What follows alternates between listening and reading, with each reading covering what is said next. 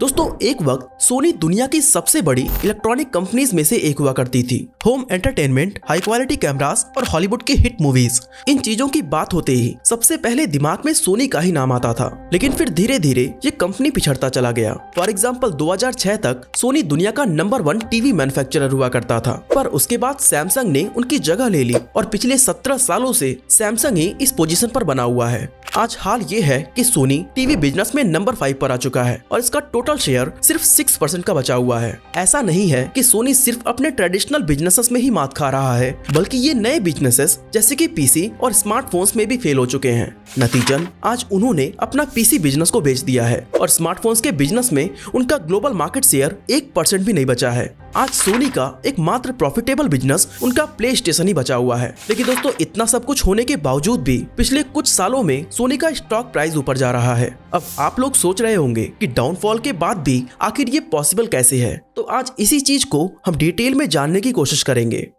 दोस्तों सोनी के डाउनफॉल के कई सारे फैक्टर्स हैं, लेकिन उनमें से एक सबसे कंसिस्टेंट फैक्टर की बात करें जिसे हमेशा ही इग्नोर किया गया, तो वो था नई टेक्नोलॉजी में इंटरेस्ट ना लेना। एग्जाम्पल के लिए 23 अक्टूबर 2001 की बात करें, जिसके कुछ ही समय पहले .com बबल बस्ट हुआ था। अगर आप .com बबल के बारे में नहीं जानते तो आपको बता दें कि 1993 में बहुत सारे वेब ब्राउजर्स लॉन्च हुए थे, जिसके बाद आम आदमी इजीली इंटरनेट का यूज करने लगा था। इंटरनेट यूजर्स की बढ़ती जनसंख्या की वजह से प्रेडिक्ट किया गया कि आगे जाकर इनकी संख्या कई गुना बढ़ने वाली है, इसलिए बहुत ही तेजी से इन्वेस्टर्स इंटरनेट कंपनीज में इन्वेस्ट करने लगे। उस समय कंपनी के प्रॉफिट या फंडामेंटल्स के बेसिस पर इन्वेस्टमेंट का डिसीजन नहीं लिया जा रहा था, बल्कि वो ये देखकर इन्वेस्ट करते थे कि इसके पीछे .com लगा है या नहीं, यानी ये इंटरनेट से जुड़ी कंपनी है या नहीं। इस तरह से एक बबल बनने लगा और इन कंपनीज में हैवीली इन्वेस्टमेंट की वजह से साल 1995 से लेकर 2000 तक अमेरिका के इंडेक्स नैस्डैक ने 400% की ग्रोथ देखी।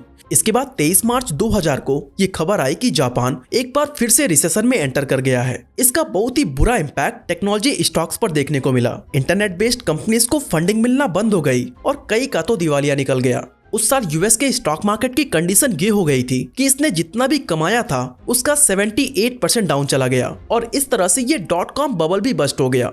सोनी सहित ज्यादातर टेक कंपनीज भारी लॉसेस रिकॉर्ड करने लगी और इस टफ टाइम में ये कोशिश करने लगी कि कैसे पैसे का इंतजाम करके एम्प्लॉयज की सैलरी दी जाए। लेकिन एप्पल इस सिचुएशन में भी मस्त होकर काम कर रहा था। इसी के चलते 23 अक्टूबर 2001 को इसने अपना फर्स्ट आईपॉड इंट्रोड्यूस किया, जो कंपनी के लिए एक बहुत बड़ी अचीवमेंट थी। लेकिन ये सोनी के लिए एक बहुत ही बड़ा सेटबैक था। अब देखा जाए तो सोनी ने 1979 में अपना पहला वॉकमैन लॉन्च किया था, जिसके बाद ये पोर्टेबल ऑडियो डिवाइसेस में अकेला किंग बना हुआ था। इसका वॉकमैन कितना ज्यादा सक्सेसफुल था, इसका अंदाजा आप इस बात से लगा सकते हैं कि लॉन्च के बाद सोनी ने प्रेडिक्ट किया था कि पहले मंथ में वो ज्यादा से ज्यादा 5000 यूनिट्स ही सेल कर पाएंगे, लेकिन इन्होंने पहले 2 महीने में 30,000 से भी ज्यादा यूनिट्स बेच डाले थे। बात करें 2010 की, तो इस समय तक वॉकमैन की सेल अप्रोक्सीमेटली 400 मिलियन तक पहुंच चुकी थी। लेकिन दोस्तों एप्पल ने अपने एक सिंगल प्रेजेंटेशन में ही सोनी के 2 दशकों की बादशाही को खतरे में डाल दिया था और खुद को मॉडर्न म्यूजिक प्लेयर के रूप में प्रमोट करने लगा था।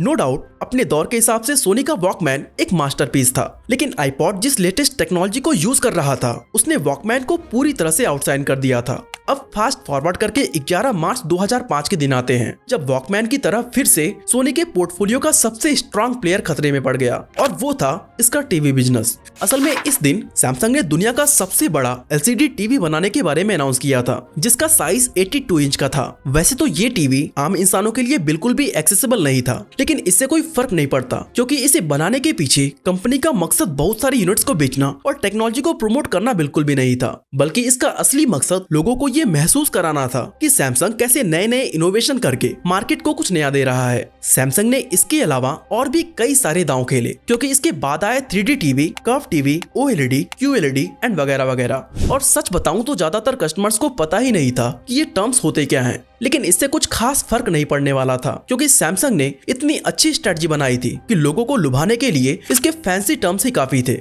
अनफॉर्चुनेटली डिजिटल कैमरा स्पेस में भी सोनी के साथ कुछ ऐसा ही हुआ। दरअसल 90s के दौरान कोडक एक बहुत बड़ा ब्रांड बन चुका था और उसका यूएस मार्केट में 80% से ज्यादा कंट्रोल था। और बात करें ग्लोबल फिल्म मार्केट की, तो उसमें लगभग 50% मार्केट शेयर कोडक के पास थी। उस समय वो दुनिया का 5वां सबसे वैल्यूएबल ब्रांड था, लेकिन इतना सक्सेसफुल होने के बावजूद भी उसकी ग्रिप डिजिटल कैमरास में कमजोर पड़ गई और नए कॉम्पिटिटर्स ने उसकी जगह ले ली। अब सोनी के लिए ये परफेक्ट टाइम था कि वो खुद को डिजिटल कैमरास के फील्ड में लीडर की तरह स्टैब्लिश करें। लेकिन इससे पहले कि वो इस सेक्टर में एंटर करके कुछ कमाल दिखाते, कैनन ने तेजी दिखा दी और डिजिटल कैमरास के फील्ड में एक नया डोमिनेंट प्लेयर बनकर उभरने लगा। इस तरह से सोनी कई मार्केट्स को खोता चला गया, चाहे वो MP3 प्लेयर्स हो, टीवी हो या कैमरास। लेकिन आज की डेट में भी अगर आप किसी से सोनी के बारे में पूछते हैं जो लंबे समय से इनके प्रोडक्ट्स को यूज कर रहे हैं, तो उनमें से मैक्सिमम लोग इसे बेस्ट बताएंगे। इवन कुछ एक्सपर्ट्स का भी कहना है कि आज भी सोनी के प्रोडक्ट्स मार्केट लीडर के प्रोडक्ट्स से ज्यादा रिलायबल और हायर क्वालिटी के होते हैं।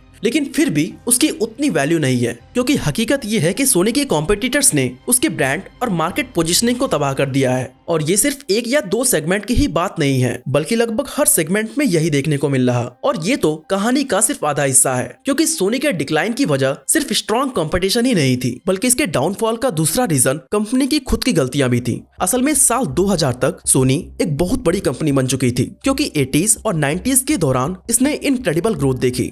अब इतनी सक्सेस मिलने के बाद सोनी खुद को हर फील्ड में एक्सपैंड करने लगा। इसके पास एक बैंक था, एक इंश्योरेंस डिवीजन थी, वो एनिमी बना रहा था और जेम्स बॉन्ड जैसी मूवीज रिलीज कर रहा था। यूं कहें तो सोनी लगभग हर इंडस्ट्री में मौजूद था। लेकिन इस सब का रीजन उसके प्रोडक्ट्स एंड सर्विस की रिलायबिलिटी और अफोर्डेबिलिटी थी, जिसको खरीदने के बाद लोगों को एक सेटिस्फैक्शन और ट्रस्ट का फील होता था। लेकिन जब वो खुद को हर सेक्टर में एक्सपैंड करने लगा, तब उसकी ये आइडेंटिटी फेड होने लगी और प्रोडक्ट की रिलायबिलिटी पर इसका असर दिखने लगा, जिस वजह से वो ना तो आने वाले मार्केट ट्रेंड को प्रेडिक्ट कर पाया और ना ही प्रोडक्ट की क्वालिटी को इंप्रूव कर सका। सोनी की इस गलती ने इतनी बड़ी कंपनी, जिसमें लगभग 2 लाख से भी ज्यादा एम्प्लॉयज काम कर रहे थे, उसको लॉस में डाल दिया। ये एक के बाद एक ऐसे फैसले लेता जा रहा था मानो हर समय बहुत ही जल्दी में हो। दोस्तों, इसी दौरान एक ऐसा फैसला लिया गया जिसने इसकी मुसीबतों को और भी ज्यादा बढ़ा दिया, और वो थी उनके एग्जीक्यूटिव टीम का सिलेक्शन। कभी कभी आपने देखा होगा कि जब कंपनी बहुत ही बड़ी हो गई हो, तो वो अक्सर किसी भी रैंडम आउटसाइडर को उठाकर CEO बना देती हैं, जिसके पास इस फील्ड में ना कोई खास एक्सपीरियंस होता है और ना ही कंपनी की इन्स एंड आउट्स का पता होता है।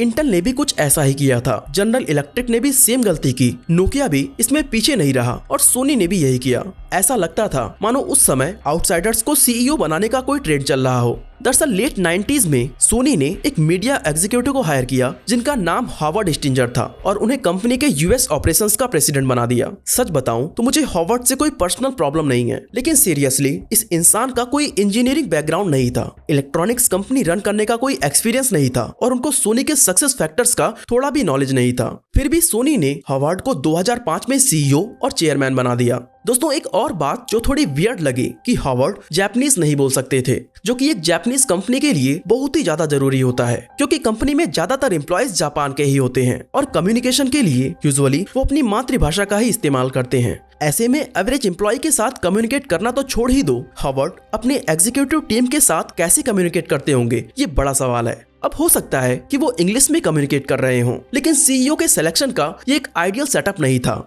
खैर, इनके सिलेक्शन के पीछे जो भी रीजन रहा हो, लेकिन हमारे लिए ये भी जानना जरूरी है कि आखिर इनके टेन्योर के दौरान सोनी का परफॉर्मेंस कैसा रहा था। तो दोस्तों, हॉवर्ड के काम संभालने के बाद सोनी का स्टॉक प्राइस 75% तक गिर जाता है। लेकिन अगर उनके नोटेबल अचीवमेंट की बात की जाए तो वो थी स्पॉटिफाई में इन्वेस्ट करना। ये उनका बेस्ट डिसीजन माना जा सकता है, क्योंकि इससे सोनी को लगभग $1 बिलियन का फायदा हुआ था। लेकिन अगर हम इस अचीवमेंट को साइड में कर दें, तो हॉवर्ड के टेन्योर के दौरान कंपनी को ज्यादातर डिसअपॉइंटमेंट ही मिली थी। अब हॉवर्ड ने कंपनी की कंडीशन में कुछ सुधार नहीं किया, इसके लिए सिर्फ उन्हें ही दोषी नहीं माना जा सकता, क्योंकि जैसा कि हमने पहले डिस्कस किया है कि सोनी ने अपनी कंपनी और ब्रांड नेम को ग्रेट रिलायबल प्रोडक्ट्स और हायर क्वालिटी के साथ बिल्ड किया था, जो बेसिकली 80s और 90s के लोगों की पसंद और उनके डिमांड के अकॉर्डिंग बनाई गई थी। लेकिन 2000s में कंज्यूमर की डिमांड ग्रेट प्रोडक्ट से ग्रेट एक्सपीरियंस की तरफ शिफ्ट हो गई थी। अब लोग स्पेक्स और प्राइस को लेकर कंसर्न नहीं थे, बल्कि किसी भी प्रोडक्ट को खरीदने से पहले उनका फोकस इस बात पर होता था कि ये प्रोडक्ट कैसा फील देता है और उनकी लाइफ में ये फिट कैसे होता है। और दोस्तों, ये ऐसी चीज थी जिसे एप्पल बहुत ही पहले समझ चुका था, लेकिन सोनी से यहाँ पर चूक हो गई। अगर ये भी अपने रूट्स को फॉलो करता और कई सारे बिजनेस या अमेरिकन CEO से डिस्ट्रैक्ट नहीं होता, तो इससे बेटर स्ट्रैटेजी कंपनी के लिए कुछ भी नहीं थी। दोस्तों, कुछ इसी तरह की गलतियां सोनी ने अपने स्मार्टफोन बिजनेस के साथ भी किया, और इसका रिजल्ट ये मिला कि कंपनी को बुरी तरह मुँह खानी पड़ गई। लेकिन फिर भी मैं यही कहूंगा कि इसमें कंप्लीटली सोनी की गलती नहीं थी। वो कैसे, आइए से समझते हैं। दोस्तों सोनी को टेक में नए नए एडवांसमेंट और उनसे मिलने वाले चैलेंजेस का खूब सामना करना पड़ा, क्योंकि जो प्रोडक्ट कुछ साल पहले अच्छे खासे पॉपुलर हुआ करते थे वो अब लोगों की विश लिस्ट से बाहर हो चुके थे। फॉर एग्जाम्पल हम कैमरा को ही ले लेते हैं। पहले ऑलमोस्ट हर घर में एक अलग से कैमरा होता था, लेकिन स्मार्टफोन्स के आने के बाद इन कैमरास की जरूरत लगभग खत्म सी हो गई। ये सिर्फ प्रोफेशनल फोटोग्राफर्स या किसी को इसका शौक है तो उनके पास ही नजर आते हैं। कुछ यही चीज MP3 प्लेयर्स के साथ भी हुई, जहां लोग अब म्यूजिक सुनने के लिए अलग से कोई डिवाइस नहीं खरीदते, बस फोन उठाओ म्यूजिक प्ले करो। इससे आसान और क्या हो सकता है। अगर हम ये मान लें कि आईपॉड के लॉन्च के बाद सोनी किसी तरह से अपने MP3 प्लेयर्स को बेहतर बनाकर मार्केट में रेलेवेंट रखने की कोशिश करता, तब भी उसे कुछ खास कामयाबी हासिल नहीं होती, क्योंकि उस समय अगर वो आईपॉड को पीछे करके कंपटीशन में आगे निकल भी जाता, तब भी आईफोन को कम्पीट करना उसके लिए इम्पॉसिबल हो चुका था। क्योंकि फर्स्ट आईफोन को अनवेल करने के दौरान स्टीव जॉब्स ने ये कहकर प्रमोट किया था कि 1000 सॉन्ग्स इन योर पॉकेट, और ये उस समय लोगों के लिए बहुत ही हैरानी की बात थी, क्योंकि 1000 सॉन्ग्स का कलेक्शन बहुत ही बड़ी मानी जाती थी। इसके अलावा पिछले कुछ डिकेड्स में होम एंटरटेनमेंट में भी बड़ा बदलाव देखने को मिला है। ब्लूरे प्लेयर्स और सीडीज मार्केट से पूरी तरह से गायब हो चुके हैं और स्ट्रीमिंग सर्विसेज का जमाना आ गया है। अब रोज शाम में टीवी देखने का रिवाज धीरे धीरे खत्म होता जा रहा है, क्योंकि स्ट्रीमिंग प्लेटफॉर्म्स ने केबल टीवी को बुरी तरह से इम्पैक्ट किया है, एंड इसी रीजन से टीवी इंडस्ट्री में प्रॉफिट कम हो गया है। इनफैक्ट लास्ट 20 ईयर्स से हर साल टीवी के प्राइस लगभग 15 से 20% ड्रॉप हो रहे हैं, और इस तरह के कांस्टेंट प्राइस ड्रॉप्स की वजह से इस इंडस्ट्री में प्रॉफिट कमाना बहुत ही चैलेंजिंग साबित होने लगा है। इसके बावजूद सैमसंग और LG जैसी कंपनीज अपना डोमिनेंस और ब्रांड प्रेजेंस मेंटेन करने में कामयाब रही हैं, क्योंकि उनके पास और भी कई इंडस्ट्रीज हैं जिन पर वो हैवली रिलाई करती हैं। लेकिन टीवी इंडस्ट्री से प्रॉफिट कैसे कमाना है, ये अब भी इन कंपनीज के लिए एक सवाल बना हुआ है। वहीं बात करें सोनी की, तो इसकी सिचुएशन सैमसंग और LG से काफी अलग थी, क्योंकि इसकी सभी की इंडस्ट्रीज पहले से ही ऑब्सोलेट हो चुकी थी। सोनी हर साल करोड़ों की नुकसान कर रहा था, और 2010 आते आते इसकी हालत इतनी ज्यादा खराब हो गई कि कंपनी को अपनी बिजनेस स्ट्रेटजीज को चेंज करनी पड़ गई। लेकिन इसका भी कुछ खास असर ना दिखने पर कंपनी ने 2012 में काजुओ हिराई को सोनी का CEO बना दिया, एंड इन्होंने हर चीज को दोबारा से रिस्ट्रक्चर किया। कई सारे अनप्रॉफिटेबल सेक्टर्स बंद कर दिए, वर्कफोर्स को 1.7 लाख से कम करके 1 लाख कर दिया, और की सेक्टर्स को अलग कंपनीज में कन्वर्ट कर दिया। इन लिए गए स्टेप्स की वजह से सोनी दोबारा से प्रॉफिटेबल बनने लगा और उसके स्टॉक लॉसेस भी रिकवर हो गए। दोस्तों फिलहाल की बात करें तो इस कंपनी का मेजर रेवेन्यू इसके प्ले स्टेशन से आता है, ना कि इलेक्ट्रॉनिक्स से। सोनी के सुनहरे दिन गुजर चुके हैं, लेकिन अच्छी बात यह है कि अब वो मैसिव इलेक्ट्रॉनिक्स बनाने और खुद को एक्सपैंड करने के पीछे नहीं भाग रहा, बल्कि उनके पास जो भी बिजनेसेस बचे हैं उसको रन कैसे करना है और प्रॉफिटेबल कैसे बनाना है, इसका तरीका उन्होंने खोज निकाला है। वैसे दोस्तों आपका सोनी के प्रोडक्ट्स के साथ एक्सपीरियंस कैसा रहा है, अपना जवाब हमें कमेंट करके जरूर बताएं। बाकी इसी तरह अगर आप जानना चाहते हैं कि एप्पल कैसे अपने ग्राहकों को लूटता है, तो आई बटन पे क्लिक करके इस वीडियो को देख सकते हैं। बाकी आज के लिए बस इतना ही।